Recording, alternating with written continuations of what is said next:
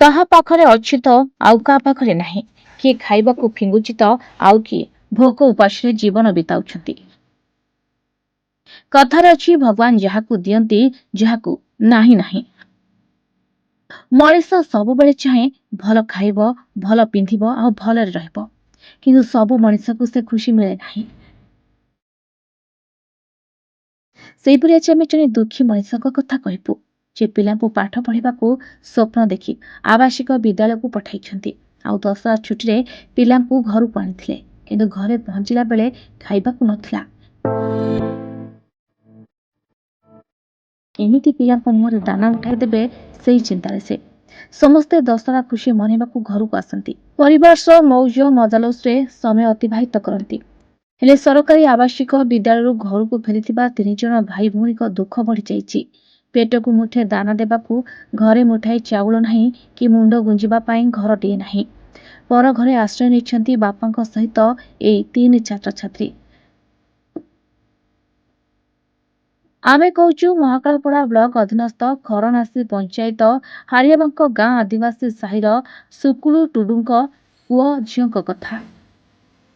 ସୁକୁଲ ଜଣେ ଅତ୍ୟନ୍ତ ଗରିବ। 5 ବର୍ଷ ପୂର୍ବେ ଶ୍ରୀ ରାଣୀ ଟୁଡୁର ମୃତ୍ୟୁ ହେବା ପରଠାରୁ 3ଟି ପିଲାଙ୍କ ବୋଝକୁ ମୁଣ୍ଡେଇ ଚାଲିଛନ୍ତି ସୁକୁଲ।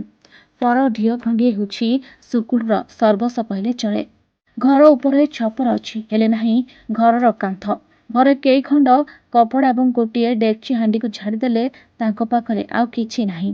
ଏତେ ଅଭାବ ଅନାଟନ ଭିତରେ 3 ଜଣ ପିଲାଙ୍କୁ ପଟ୍ଟାମୁଣ୍ଡାଇ ବ୍ଲକ କୁଳସାହି ଆବାସିକ ବିଦ୍ୟାଳୟରେ ନାମ ଲେଖାଇଥିଲେ ସୁକୁଲ। ବଡ଼ ପୁଅ ଶ୍ୟାମସୁନ୍ଦର ଦ୍ୱିତୀୟ, ଝିଅ ଦୁଲାରୀ ଏବଂ ସାନ ପୁଅ ସାଗର ପ୍ରଥମ ଶ୍ରେଣୀରେ ଅଧ୍ୟୟନ କରନ୍ତି। ତେବେ ପିଲା ଛୁଟିରେ ଘରକୁ ଫେରିବା ପରେ ସୁକୁଲର ଚିନ୍ତା ବଢ଼ିଯାଇଥିଲା। ପିଲା କ'ଣ ଖାଇବେ, କେଉଁଠି ରହିବେ ଆଉ କେଉଁଠି ଶୋଇବେ, କେଉଁଠି ପିଲାଙ୍କୁ ରଖିବେ ସୁକୁଲ। ଏହି କଥା ଚିନ୍ତା କରି ଶେଷରେ ଶୁକ୍ରବାର ଦିନ ସନ୍ଧ୍ୟାରେ ପହଞ୍ଚିଥିଲେ ରାମନଗର ପଞ୍ଚାୟତ ରାମଚଣ୍ଡୀ ସାହି ପବିତ୍ର କୁମାର ବେହେରାଙ୍କ ଘରେ। ସବୁ ଦୁଃଖ କହିଥିଲେ ବବିତ୍ର ଏବଂ ତାଙ୍କ ସ୍ତ୍ରୀ ବବିତାଙ୍କୁ ସେ। ଅନ୍ୟପକ୍ଷରେ ବବିତା ଜଣେ ଅଙ୍ଗନବାଡ଼ି କର୍ମୀ ହୋଇଥିବାରୁ ଛୋଟ ପିଲାଙ୍କ ପ୍ରତି ଥିଲା ଶ୍ରଦ୍ଧା। ତେଣୁ ବବିତା ଦିଦି ସାଙ୍ଗେ ସାଙ୍ଗେ ପିଲାଙ୍କୁ କୋଳେ ନେଇ ନିଜ ପିଲାଙ୍କ ପରି ଖୁଆଇଦେବା ଠାରୁ ଆରମ୍ଭ କରି ପିଲାଙ୍କ ଯତ୍ନ ନେଉଥିବା ଦୃଶ୍ୟ ଏବେ ସାମ୍ନାକୁ ଆସିଛି।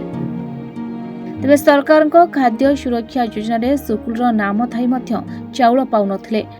ମାତ୍ର ଏ ଖବର ସୋସିଆଲ ମିଡିଆରେ ପ୍ରସାରିତ ହେବା ପରେ ଗତକାଲି ଚାଉଳ ଖଣ୍ଡେ ମିଳିଛି ସୁକୁଲଙ୍କୁ। ତେବେ ଦେଖିବାକୁ ବାକି ରହିଲା ସୁକୁଲକୁ କେବେ ରାସନ କାର୍ଡରେ ଅନ୍ତର୍ଭୁକ୍ତ ଏବଂ ପକ୍କା ଘର ମିଳୁଛି। କେନ୍ଦ୍ରାପଡ଼ାରୁ ମହେଶ ପାଢ଼ୀଙ୍କ ରିପୋର୍ଟ, ରିପୋର୍ଟର୍ସ ଟୁଡେ।